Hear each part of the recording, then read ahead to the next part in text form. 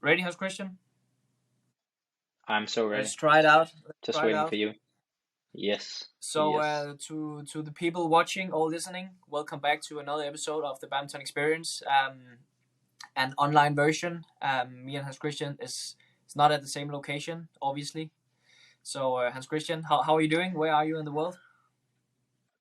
I'm pretty good. Me and Mr. Badminton, I have him here. We are in my house in Valensbæk, near Copenhagen in Denmark. So I'm just at home in our lovely guest room where there's nothing on the walls or anything. So if you think it looks a bit boring here, it's because it is. There's no one staying here. It's just our guest room. But yeah, I'm at home. What about you? I think you could do a better job with decorating that room for sure. Seems a bit boring. I could. I could for sure, but I'm not a decorating kind of guy. So that's Selena's job, my wife's job. I can stop by at some point and help you out if you want to. But I've been in your apartment and it's not really like a place that's well decorated either. So I think I'll have someone else help me out. I shouldn't talk about like unfinished apartments or houses or No, spe- for sure not. For sure not. You're the wrong guy to do that. especially when we've been talking about setting up a studio for a year in my apartment. Still, Yeah. usually just in the couch in the living room. Yeah. Hopefully we will get to do it before you retire. I have given up on us doing it before I retire, but maybe before you retire. We'll So see. maybe this is like how we do it most of the times from now on. I don't know. I think we should get used to doing online podcasts. Also for the people listening or watching, this is probably going to be something that we will do much more of in the future, especially by the time you retire. Hmm. Hopefully, it will also mean that we can have more guests on. Because usually we've only had guests on if we have been at the same place, all of us. But it obviously makes it a bit easier to get someone on from Asia or yeah anywhere else in the world if we can do it online. So hopefully, it will also bring some good. Could do. But back to your question about where I am located in the world. So after the world champion, no, after the Japan Open, I went to the United States. Ooh. Instead of traveling home to Denmark, I went the other way around the globe. So I'm Mm. actually traveling all around the globe this past month. So yeah, it's just like vacation combined with physical work. I'm of course heading to the gym every single day, and I'm still working. Where in the States I'm are in you? Napa right now. Yeah, so Napa. All right. I flew. Like my geography in the States is not really good. Like which part of USA is that? It's the west side. So it's West. actually Okay. my first time ever in the United States, which is kind of crazy because I've been traveling so much around the world, but I've never been in the States. So I'm quite excited to be here. Okay. Um, How do you find it so far? I mean, I've only been here for a few days, so I don't really know yet. So I started out in LA a few days Hmm. before we went up here to Napa. We just had one stop on the way in Monterey, I think it was called. But LA was like downtown. LA was like full of homeless people. It was kind of like a mess, to be honest. It wasn't that charming. But we were also in Beverly Hills, which was Hmm. much different. Much Yeah. yeah. I mean, obviously, I guess it's like a richer area and like not many Hmm. homeless people around, and that was very different. Hmm. But I didn't get the best impression of downtown LA, to be honest. Hmm. But now I'm here in Napa, and I guess we're going to taste a lot of wine. I think that's what you do here in Napa Valley. That's the only thing I know about Napa Valley. That's the Yeah, wine. so I'm excited. Not that I know anything about wine. I just know it's a big Yeah, wine district. I mean, I feel a bit like how do you say when you don't really feel like you fit in? Yeah, I don't know. You're like an Yeah, outsider. I don't really know. I mean, I've only seen like people who is like above 60 years old here, so it feels a bit wrong for me to be here. I guess it's a place. Well, at least your walking style fits in then, because you walk like a guy who's like 60 That's years old. correct. I'm trying to fit in just a bit. No, I don't know if Yeah. it's like maybe you don't see many young people coming to Napa to taste wine and enjoy food and stuff like that. I don't know. I don't know. How long are you staying in Napa for? the rest of No, the no, time in the no. I'm States? staying Or? in Napa Oh, for okay. like 4 or 5 days, and then Okay. then I will finish this trip in New York. Yeah, Ah, cool. I'm excited about that. So But yeah, yeah. I've been there once for the U.S. Open some years ago, but we played in like New Jersey, so it wasn't really real New York. So I actually never went to the city center or anything. okay. So I haven't really experienced it. There was supposed to be a tournament in the United States, a Super 300, right? But Yeah, it was canceled. Super 300. Yeah, yeah, and I think that was supposed to be in LA, right? I think most of the time the U.S. Open is in Orange County in Okay, LA because they have a huge Asian community there. So I think that's why they usually put okay. it there. No, so Yeah. that's where am in the world. Enjoying the United States for the first time. It's a good experience.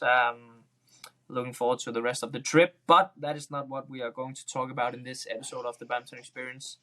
Can you just It's not. We have a lot to talk about. take us through some of the topics, and then we'll dig into the first one.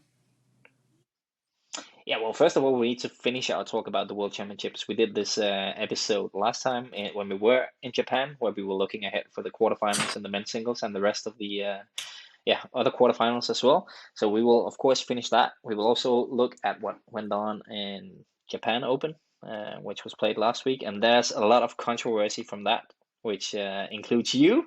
I think that's going to be like the highlight of the Okay, episode, so people can look forward to exciting. that. So let's just get started with the World Championships because we last time we were talking about the like the quarterfinal matches. We did some predictions. It didn't go any way the way we were predicting actually with the quarterfinals. The only thing we actually predicted well was that it was going to be really tough to beat Victor, and it turned out to be true. He was just on a completely different level compared to all the other guys once again. I think I was right a few times during the last episode. First of all, we were discussing who was going to win, either Pranoy or Xiao Jungping. They were facing each other in the quarterfinal. I think you went with Pranoy and I went with Xiao Jungping, and I turned out to be right. I That's also correct. think I mentioned that I had Victor as the big favorite and probably the winner as well, and that also turned out to be correct. Like the rest of the world, I think everyone had him as a big favorite. Did you watch the final when he played No, I Kunlerwood? didn't. I think that was just insane because I actually think like Kunlerwood, for me, he played pretty well in the full match, even in the first game, and he lost 21-5. Obviously, he did not play at his absolute best or anything, but I didn't have the feeling that he didn't play well in that first game. He just could not score points in any way. It was just, it was insane to So look how at. the score was He, 21-16, 21-5, something like that.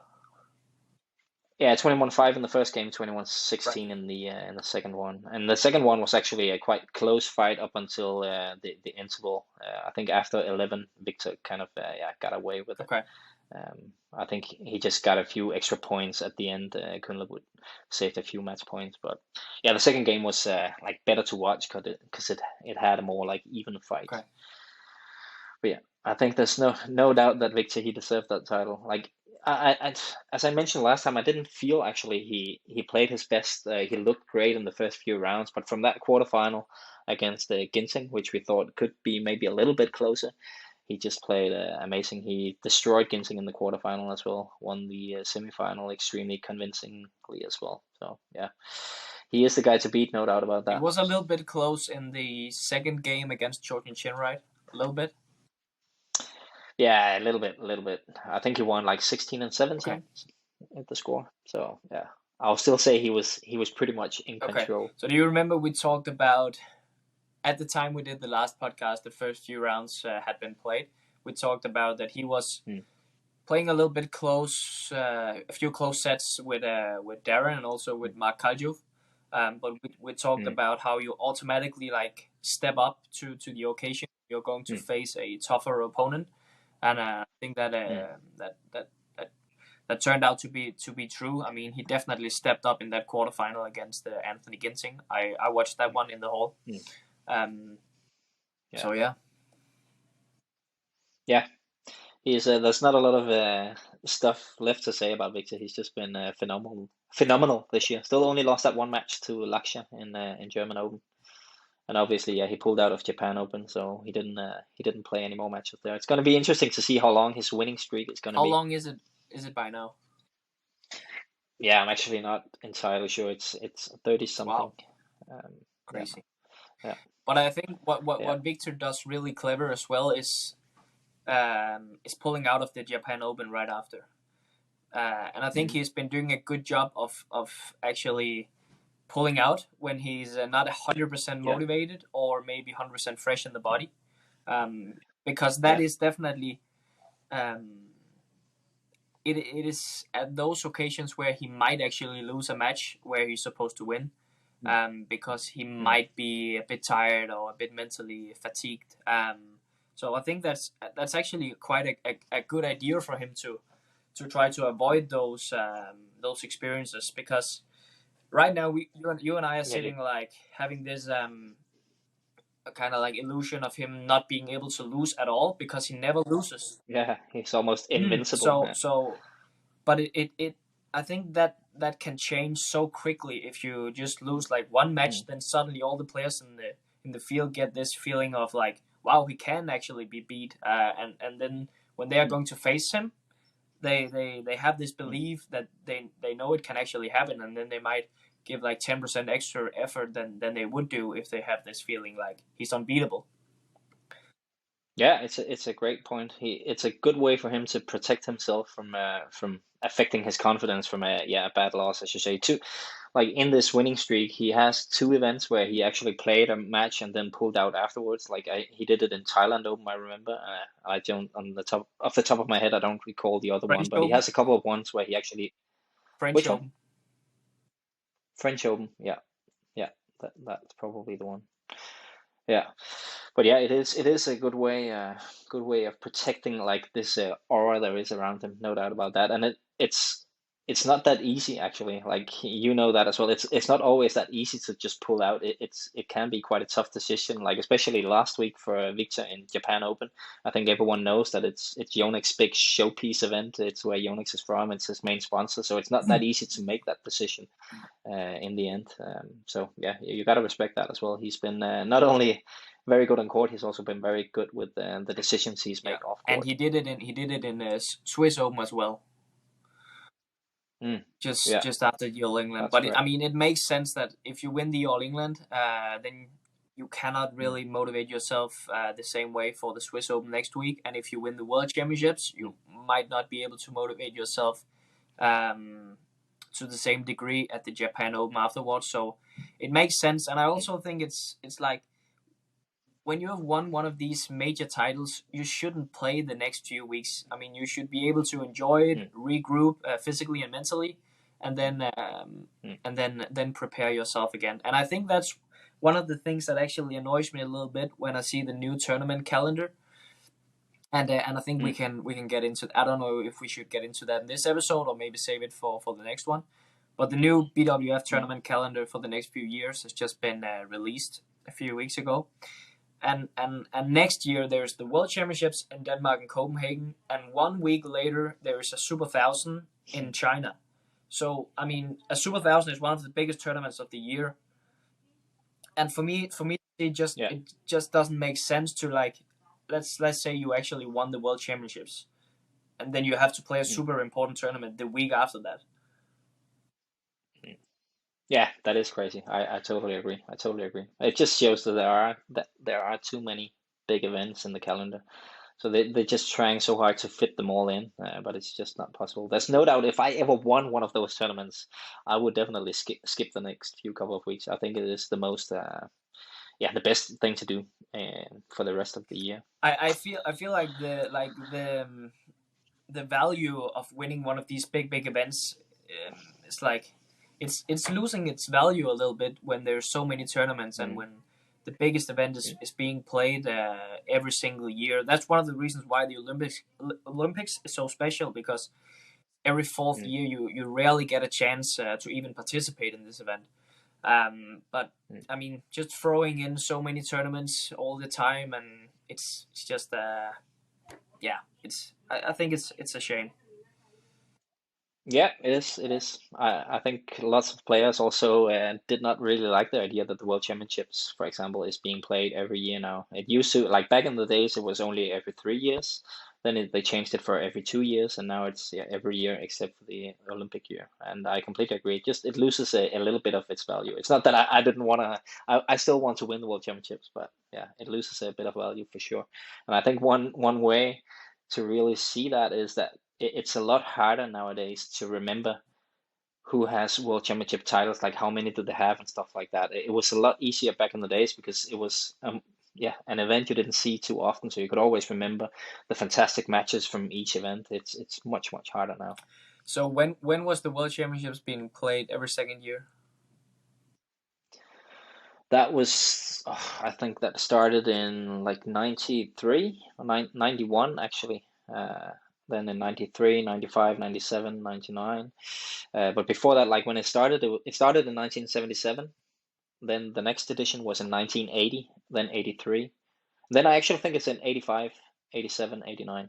So the first three editions was every 3 years, and then from that point on, every 2 years. Okay. And then we changed to every year between 2005 2006. Okay. Cool. Nice. Yeah. Then I learned Yeah, something. that's it for the history lesson for today. History has been made from Malaysia. Yeah, yeah, that's a really big story from the World Championship. So Aaron and So in the men's doubles, they won the first ever gold medal for Malaysia in any discipline in badminton. That is pretty crazy actually. Like when you consider how big a badminton nation Malaysia is, it's mind blowing that it has never happened Yeah, before. it's absolutely insane, and I'm really looking forward to following these two young guys to see how their life will develop from here. I mean, I could imagine that it would be kind of crazy to get home to your country after claiming such a big victory. So it's going to Yeah, be interesting to see if they can like keep their feet on the ground and feet on the ground. Yeah, still be able to work as hard and be as motivated for the upcoming events. But yeah, yeah. Aaron and So claimed the gold. Do you know what's really crazy about it? No, I don't. It's actually the first time those two guys ever win a tournament together. Wow. Like they haven't even won like a Super 100, a challenge, like anything together. They've never won a tournament together, and then the first one they win is the World Championships. Obviously, they've been to like semifinals, quarterfinals, finals. Like they've had a lot of great results. They won a bronze medal at the Olympics, but yeah, never won a tournament before, and then they win the World Championships as the first Malaysians ever. That's pretty cool. That's pretty insane. I mean, I actually thought that they had accomplished quite a lot because I feel like they always, and not always, but usually, I mean, they're doing well in the tournaments. I think they have been in the All England final maybe once or twice. Yeah, they lost to Asan and Sesiwan, who they beat in the World Championship Okay, final. crazy.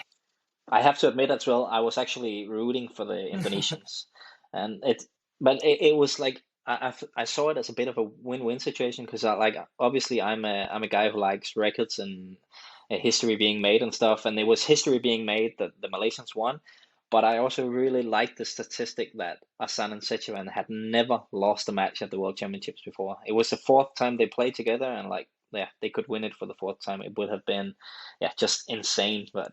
I still think like 3 golds and a silver together is not too bad. Asan has 6 medals, Sichuan 5 Mm. now, but yeah, it would have been a pretty insane story if they had won 4 world championships in 4 participations. That would have been crazy. It's still crazy, and I mean we talk about it time and time again that it's incredible that these two guys just continues forever to deliver great results.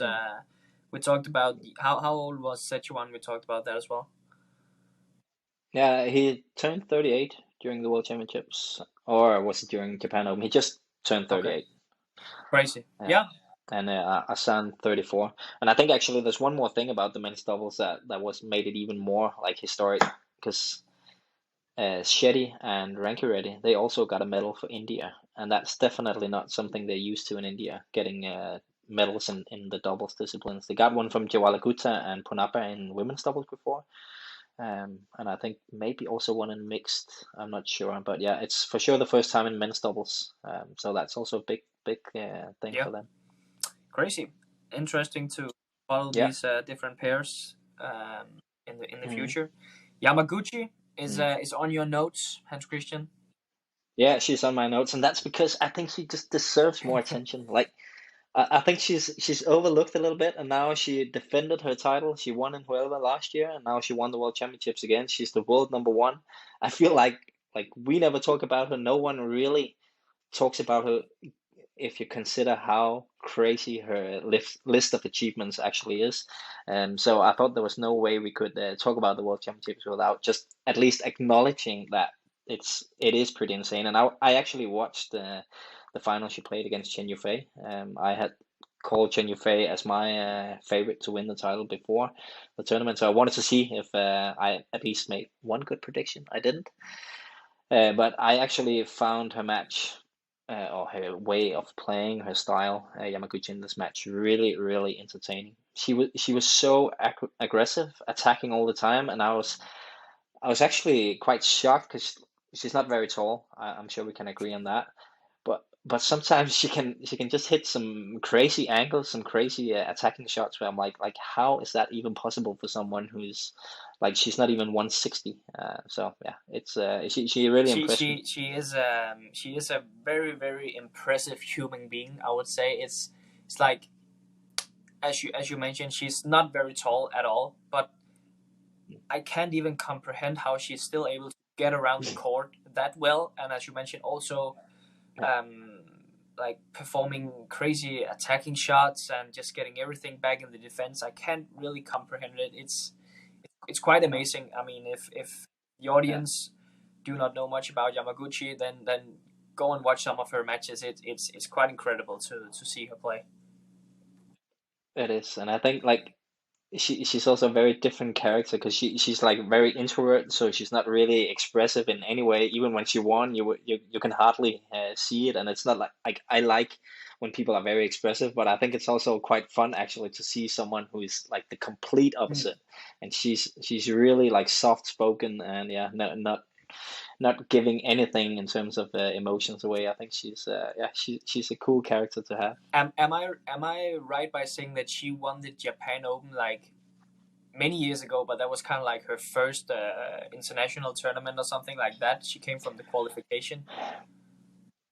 Yeah, I'm pretty sure you're right about that. That she came from qualification. No one saw her. She was so small. Yeah, she just went on. So either she made the final or she won. I can't remember completely. But I think you're right that she actually won it. I think it was a year where it wasn't like the full strength. So not all the best players were there. Because as I remember it, I think there were a lot of Japanese players who made it further than you would expect. Yeah, yeah. I just feel like I Yeah, remember that one that she came kind of like out of nowhere and then won the yeah. title. I think she was quite young at the time. I'm not 100% sure about. Yeah, for sure. I feel like all the top women singles they have a breakthrough at a very early age. Why is that? But I'm sure the viewers, yeah, I don't know, but I'm sure the viewers can help us so they can put in the comments when it was that she actually won the Japan Open the first time. She just won it again. She followed up her World Championship title with a convincing win at the Japan Open.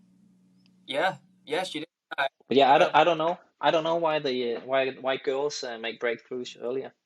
I I don't know think why. it's something with the physical aspect. I Mm, think I've talked about before that what really separates a upcoming player from the seniors is usually the physique. mm, It takes some years to build that to your body. And I don't know. mm. Maybe the women's is like more developed in a younger age than the men. I don't. They they they are for sure. They are for sure. You see that from a very young age that girls develop faster than boys. So I think that is a reasonable explanation That's a good for that. explanation. Yeah, So yeah, but yeah. Sometimes your head is actually it is there working. is something going on underneath the app. Um, Yeah. no, but you're right. I think in general we overlook her a little bit. We usually talk about Tai Mm, Tzu Ying, Chen Yufei, An Se Young. mm, Perhaps because mm. they are a little bit more like colorful, like Yeah, more yeah, more expressive, expressive. no doubt about that. Yeah, and I think but she at least when you win the World Championship twice in a row and you also win the Japan Open, you need to get Yeah. applauded here in the badminton experience. I think we should make a rule Okay. about that. If you win twice in a row, we will mention you in the next Cool. episode. Yeah, I agree with that. Let's move on from the World Championships, because the week after the Japan Open was played, so we went from Tokyo straight to Osaka, and it was fun to try out another city. I mean, we've been in Tokyo Mm, plenty times, but I've never personally been elsewhere in Japan, so it was nice to experience another city, a huge one. Still, definitely. is it the second biggest Yeah. city in Japan? Yeah, I'm not sure. I think it is, but someone there told me as well that it's almost connected to Kyoto now. So those two big cities are almost like together as one. Like it's still considered separate cities, but there's so many people and they keep on building and building, so they kind of grew together. Okay. Basically, I think it was it something like I think it was more than 10 million people there, right? Yeah, you might be right. You might be right. I think there was Yeah, like yeah, the city, and there was like the, what do you call that? yeah. Like the suburbs and like the outer area of Definitely Osaka. depends whether Yeah, you count that or not. But it was a huge city. We had a yeah, great view from yeah. the top of the hotel that we stayed in. You could like see all over the city in all directions. It was kind of crazy. Mm, mm, yeah. But I want to get into something like controversial straight away when we talk to Japan Open. I think that's like the main story for me when I think of Japan Let's Open. go. And yeah, you know what it is. You know what it is. If anyone out there has not seen your semifinal against Nishimoto, then I'm gonna describe just a little bit of what was going on because you played a really close match with Nishimoto, and now there are several YouTube videos where people are accusing you for being extremely unsportsmanlike. There are also actually in the comments people who are defending you, saying that he's also a little bit at blame. And me personally, I think also the umpire is at blame. But anyway, what happened was that on several occasions, when Nishimoto had to serve, you kind of raised your hand, or like exactly at the moment when you looked up, he would serve, and then you would say you weren't ready to get the point played let. And it didn't happen like on one or two occasions. Like how many times do you think it happened? Maybe like 4 or 5 occasions. But there's Yeah. some of the occasions were like different. There, it was not just like, okay, then we replayed the point. There happened Mm. some different things at certain times. Let me get into that. Yeah. But no, Yeah. let me just start somewhere else. So after the match, I posted something on Instagram. Um, Yeah. and there were like quite a lot of negative comments. People, I mean, accusing me for being like unsportsmanlike, and my behavior on court. And at first, I actually had no idea what they were referring to, because I didn't Yeah. feel Yeah. like something crazy went on in the match. They also asked me about it in the mixed zone afterwards, that there was some controversy going on, and I was like, okay.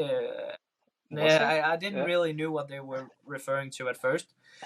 Um, Mm. but no, yesterday I was here at the hotel, and I wanted to put on one of my matches from the World Championships, to rewatch it. No, not World Championships, Japan Open, to rewatch Mm. it. So I just typed in my name, and up came like 3 or 4 different videos about unsportsman. How do you say it? Unsportsman like behavior, unsportsmanship, Yeah. Yeah. Unsportsmanlike behavior. Yeah. unsportsman-like behavior, from Antonsen. And one of the videos had like a little less than 150,000 views. Yeah. It's So crazy. I It's ended up crazy. watching those videos instead of one of my matches. But Yeah. but let me just, And you got angry, right? yesterday or during the match. No, when you watched it, Uh, because of some of the comments, like just give it a go. Like, why are you're quite annoyed with something about the commentary, yeah, right? I think, then I realized what was going on. So during the match, Mm. we Yeah. had these situations where he was serving before I felt like I was ready, so I raised my hand to play it a let, and replay the point. Um, then I found out that the commentator on BWF from BWF, Gill, who's been commentating like forever, she was quite against me, I guess you can say, in that match, and she was, I think she was the reason why the fans got fired up a little bit. Some of the people like, just heard what she was saying and then thought like, that's right, he is behaving in a bad manner here. That's the power you have as a Yeah, commentator. but Definitely. A lot of people will follow what you say. and the fun thing about this is that I think that the commentators for the Danish TV were actually a little bit against my opponent or against the umpire. And I received a bunch of messages from people who had been watching the match on Danish TV saying negative stuff about the umpire or my opponent, but not about me. So I think it's quite fun how the commentator really can push the narrative. So if you saw the match where Gill Clark was the commentator, you might left with this impression, and if you watched it on Danish television, you might had the total opposite impression. So I think that's kind of crazy how the commentator can like affect the opinions of the people watching. Scary actually, but I definitely left the I was watching most of the match. I turned it on in the the middle end part of the first game and then watched the entire second game. And I think I left with the feeling that it was actually the umpire who lost control of what was going on. Because like basically I think both you and Nishimoto, you were just trying to like exploit the little things. Like he was definitely trying to serve at the very moment you were looking up, which is very hard to be ready for. So he was definitely trying to exploit that opportunity. I don't doubt that for a second. But there's also no doubt that in a couple of occasions, for example, on his one of his game points, he made a flick serve where you weren't ready, and then because you saw it was going out, you tried to make it look like you were ready to get like a free point. So like I just think both of you were actually trying to exploit the opportunities to get some easier points. And in my opinion, it's the umpire who has to see that. But when I watch that match, I have a feeling that the umpire has absolutely zero idea about what is going on in that service situation. He doesn't recognize that Nishimoto is serving at the very instant where you're looking up. He doesn't really recognize what you're trying to do as well in a couple of the occasions. He basically has no idea, and that's why it kind of also for Gill in the commentary box, I think it gets a little bit out of hand. There's one situation where you get caught on the flick serve and you actually walk back and kind of hit it over and say, I'm not ready, which like should be a point for Nishimoto, because if you're not, you agree, right? Because if you move or if you hit the shuttle, you're ready. It like the rules are pretty basic there, but that's another like example of the umpire just not really knowing what's going on, because he called it a let, and from that point on I think it escalated also for Gill Clark. And I think like she's in my opinion she's like a purist. Like she loves like the pure game with no controversy and where you behave like extremely polite and stuff like that. And I think that's why she might not be like connecting too well with you actually. So I think there's plenty interesting things to talk about with this whole discussion. I think first of all, the audience here watching this podcast also needs to know what this is all about. Why it's difficult for me to receive the serve. But so there is definitely this thing that you need to change up your rhythm when you prepare for your serve. Sometimes you maybe serve like quickly. Sometimes you hold it for a little bit too long, so that the opponent is not receiving at his like most focused moment, if you can say that.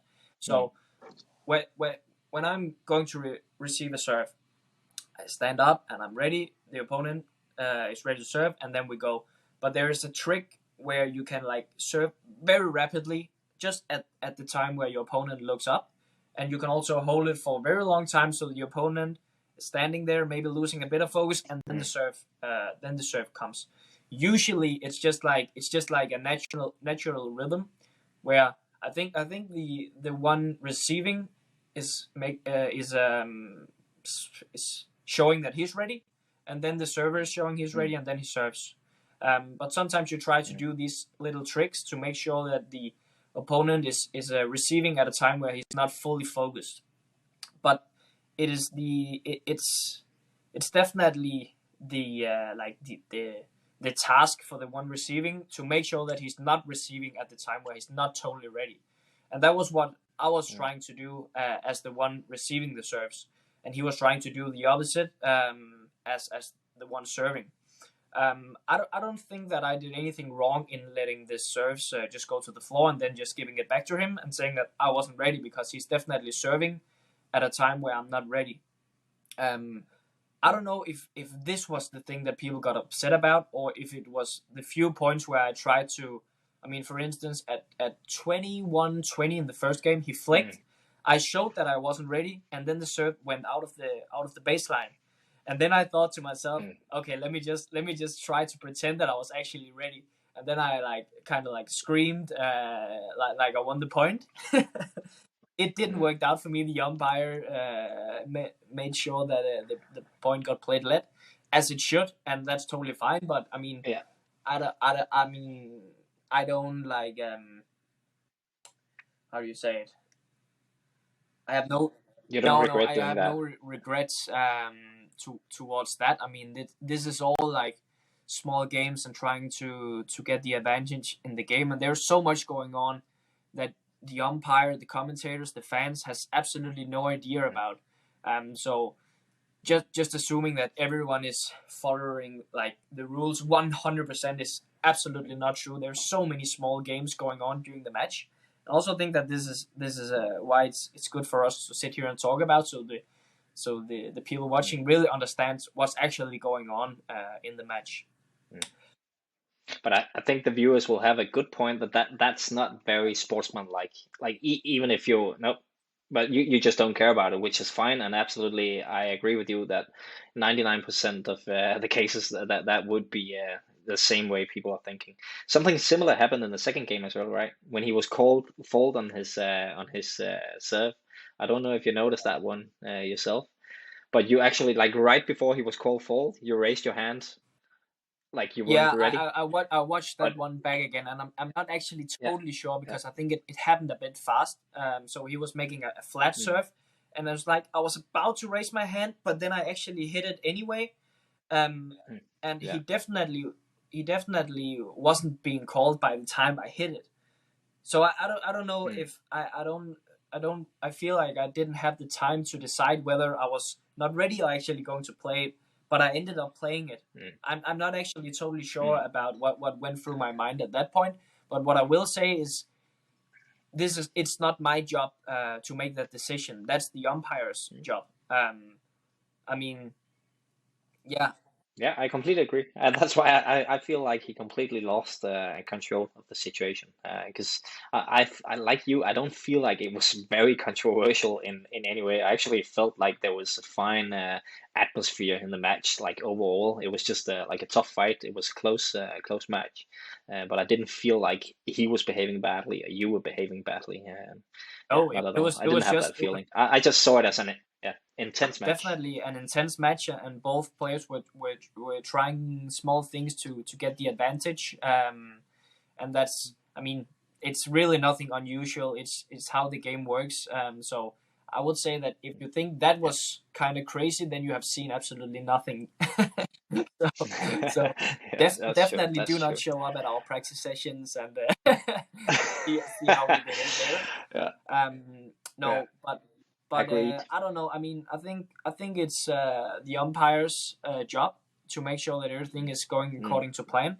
I think it was crazy that he gave me that yellow card. That didn't really make sense to me. But he was difficult to talk to because I don't think he was speaking English. Which is also like crazy. It's crazy you cannot talk to the umpire. I mean, sometimes it would make sense just to have a short discussion with the umpire to like make sure that we are playing playing the rules as they should be played. But it's difficult when they are not willing to say anything at all, and sometimes they're not even able to talk English. It's kind of crazy. Yeah. But Hans Christian, I Yes. said in the episode with Steen that I felt like Gill doesn't really like me, but I feel like every single chance she gets to talk like about time wasting or unsportsmanlike behavior, she really takes it when it comes to me. I haven't watched the match with Kenta Nishimoto. I haven't watched it back. I would like to do that to see what she's saying, but I haven't done that. I also wonder about my second round match against Kodai. I felt like felt like he was the one time wasting a lot, and I was actually telling the umpire to like speed it up a bit, which is unusual for me. but Yeah, but, very, I would like very. I would like to hear what she's saying during that match, because I would assume that she's talking about time wasting from me or maybe from both of us, but I don't know. So I'll have to watch it before I talk about that, obviously. I just want to say that I still love Jill. I still think she's the best commentator ever, and I think it like she actually grows on me when she doesn't like you. That's the only positive. Let's get her on the podcast, and maybe we can sort things out. We can talk everything through, and maybe we can be friends in the future. Yeah, that would be amazing. That would be amazing. She didn't want to be on my podcast, the one I had before the badminton experience, He because she hates didn't you as want to well. seem like. No, she actually had a good point that she didn't want to be seen as being biased. So like if she said okay to me, she would seem like she liked me better than someone else. So I'm pretty sure she would not agree to come on. But we can ask her at some point, and then you two can like have a fight or yeah, talk it out. Yeah, We'll see. I'll be down for that. I'm definitely down for that. Yeah. Yeah, but no. To be honest, Yeah. I mean, it doesn't bother me that much about the negative comments. Yeah. Usually, I'm not really reading that much of that stuff on social media, but it annoyed me a little bit because I felt like she was the reason why this was going on, and I felt like Yeah. it was totally unreasonable. Obviously, there Yeah. was at times where we went a little bit over the line, but I think both of us did. But yeah, that's sport. That's how it is, and I'm totally fine with that. That's my view on it. Yeah. Fair enough. You also tried it before, getting lots of negative comments anyway, so you're pretty used to that When was that? now. Yeah, well, you had a pretty hard time after you threw that game against Victor when you beat him in the World Tour Finals. There were a lot of comments as well about you being unsportsmanlike because you just gave away that second game, right? Yeah. In a match that you actually won. So that was also, in my eyes, extremely ridiculous. But yeah, I mean, there's a big difference in losing a whole match and on yeah, purpose, and then actually winning a match yeah, where you lost a part of the match on purpose, but to win it yeah, in the end. yeah. Yeah. I agree. Yeah, I agree. I agree. Anyway, let's move on to something else from Japan Open as well. Unless you have anything else you want to say to Jill, like challenge her to a fight No. or I won't do that. no, I won't no. do that. All right, I want all right, to all sort right. things out with Jill. I want to Yeah, talk her through things and make her understand why things is going on. Also about yeah, the time wasting stuff, because yeah, I don't know. I mean, I didn't feel yeah, like I was time wasting that much during this tournament. I felt strong. I felt like my opponents were more tired than me. I mean, look at the match against Kodai. He was the one bending over his knees in the end of the match, and I felt fine. Obviously, I'm sweating so much that it's difficult mm, to like to hold the racket. I mean, it's getting so wet in the mm, hands because you sweat so much on your arm and you sweat so much mm, that it goes down to your eyes. So you have to towel down a lot. mm. So I think there's lots of reasons why it's important to towel down a lot, even though it takes quite a lot of time. You know it yourself, right? You sweat like crazy. Yeah, yeah, yeah. True. Very But true. what about Very this true. point, Hans Christian? Instead of criticizing the time wasting and the matches being too long. I need to interrupt. I just want to say I love how fired up you are right now. Okay, listen to this. But yeah, all right, hit me. Yeah. Instead of complaining about the time wasting and the matches being too long, I mean, I haven't heard her commentary that much, so I don't know if she already spoke about some of these things. But why don't you complain about we have been playing with the slowest shuttlecocks ever for the past 2 years in a row? That could keep the matches a bit shorter. Why don't you complain about there's no rest days in badminton. We play 5 days in a row, which is absolutely insane. I mean,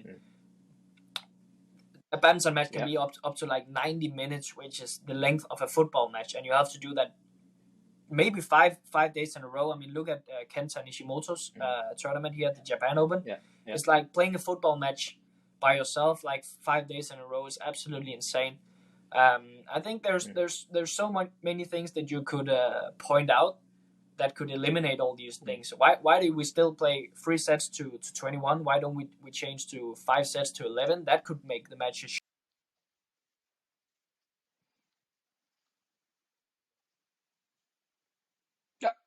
And we lost Anas. We'll see if we can get him back somehow. He's so fired up that it ruined the entire system. At least I cannot see him anymore. I'm not sure if I have a producer in my ear who can tell me what's going on. We'll try. I think he's coming back now. There he is. What just happened? I was just telling people that probably your iPad lost the final battery. No, I have no idea. But no. I'm back in. Perfect. Okay. So I kind of lost it there, but what I'm saying is there's so much stuff that you can complain about that would eliminate all of these issues. Yeah, and I was just not sure. Were you still talking about Gill here, or just in general things to complain about? Because I just wanted to make one point that it's quite difficult to be Gill or Stain or anyone else commentating who's employed by in front. So basically she and Stain and so on, they're employed by BWF. So it's not that easy for them to sit on air complaining about BWF how they do things. It makes sense, but I mean that's not my problem. True. It makes sense. I mean, but what I would say is, instead of saying there's too much time wasting going on, then the right sentence should be, we need rest days between matches, or we need faster shuttlecocks, or it's too warm in this arena, or I mean there's plenty, or you need another way to like get the courts mopped, a more effective way. There's so much you can do, but I know that she cannot sit there and be very critical about BWF, because it's like BWF is her boss, right? So yeah. All right, there's a lot of good stuff for another episode there, no doubt about that. I'm looking forward to watching this one back. Yeah, that's gonna be amazing. 2 things from the Japan Open that I think is important to just get by before we wrap this episode up. One is the guy we already talked about, Nishimoto, because like it comes from basically from out of nowhere that he suddenly wins the Japan Open. I feel like he's had a terrible year. He's been in a bad run of form. I know he beat you at the World Championships, but like in the matches after, he didn't even look to be playing that well. I don't think he's had a good year in any way. I don't think he ever won a tournament before, just like Aaron and So as well. So like to me, it's like a complete shock that he actually went on to win Japan Open. I don't know how you see that. Yeah, definitely. He played a very, very impressive tournament. All the way. I mean, from the first round, he was beating like Lakshya Sen. Then he went on to defeat Jonathan Christie. He defeated me. He defeated Cho. Who else? One more. Yeah, I don't remember the quarterfinal who that was, but yeah, that's at least 4 guys who are very good. I don't remember the last one. I can try and look it up while you keep on talking. That annoys me. I know this. I can't remember. Chico. Was it Chico? He defeated Chico as well. So it was like 5 very good wins in a row, and he was playing like long matches every single day. So I think I said in one of the podcasts before we went to Japan that I always had like a good time playing against Kenta Nishimoto. And it makes sense because I think our head-to-head stats was like 7-1 in my favor, but I lost to him twice here in Japan. But I think he was extremely solid in his defense, and I think he had like a very, very just a solid rally game.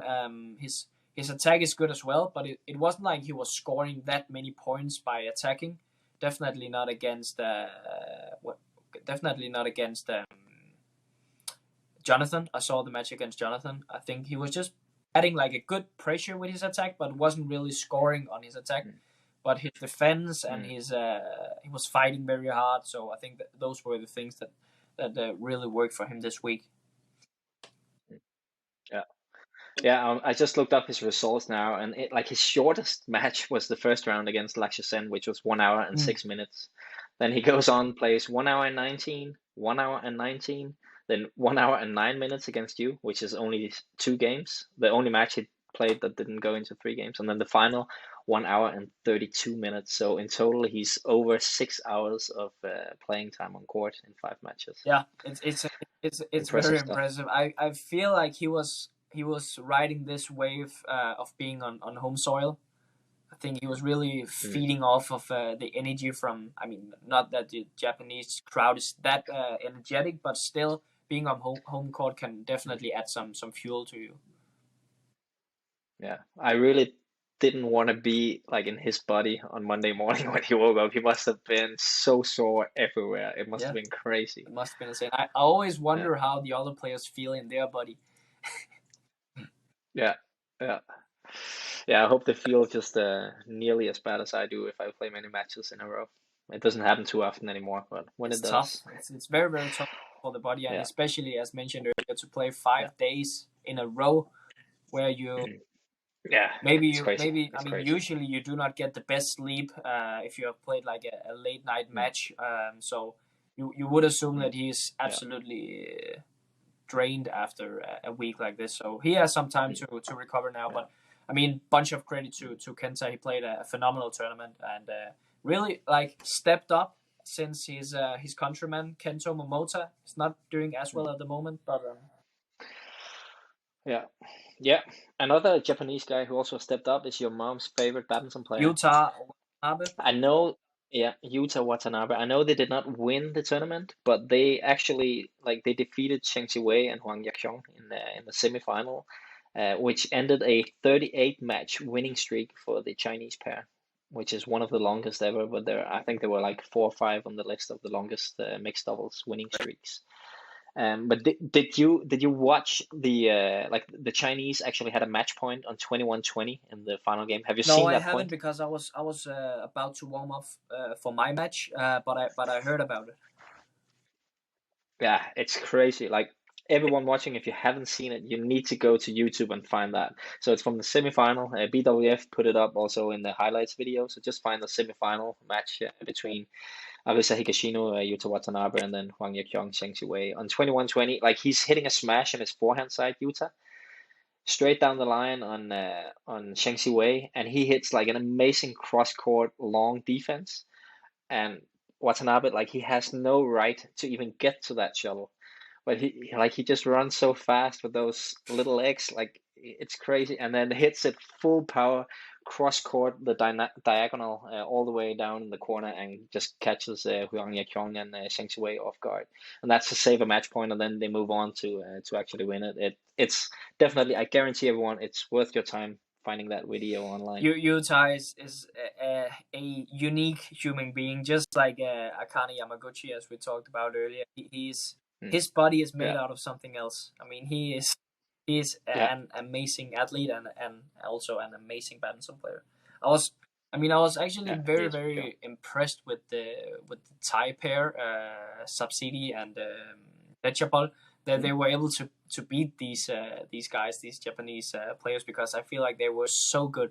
So it's there's like 4 mixed doubles pairs who's like above the rest, right?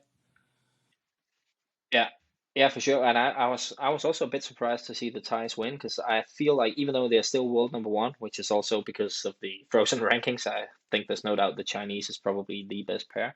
But I feel like they've been in a little bit of a bad run of form compared to the usual level. They also lost early at the World Championship, so I did not expect them to win that final. And Watanabe, Higashino also blew a couple of match points. Actually, they had a match point in the second game. Yeah. It's crazy. I will go and watch it. I will go and watch that rally to see what's going on. Yeah, it's amazing. It's amazing. What else do you have from the Japan Open, Hans Christian? Yeah, well, I just have one final thing, and that's mentioning the men's doubles winners, the two Chinese guys, the new kids on the block, Liang Weikang and Wang Chang. I'm not sure if I pronounced it correct, but it was only their fifth event together and on the senior tour, and they finished it off with a win. And they've beaten. I was checking out the results also from the four previous tournaments, and they've beaten like all the top pairs now. They've beaten Hoki Kobayashi, Asan Sechawan. They've beaten Alfian Arianto, Kevin and Marcus, Kim and Anans now. So I think even Hogi Kobayashi, they've beaten them twice. So those two guys are really a pair that we need to look out for in the future. So the World Championships didn't have any men's doubles pairs from China.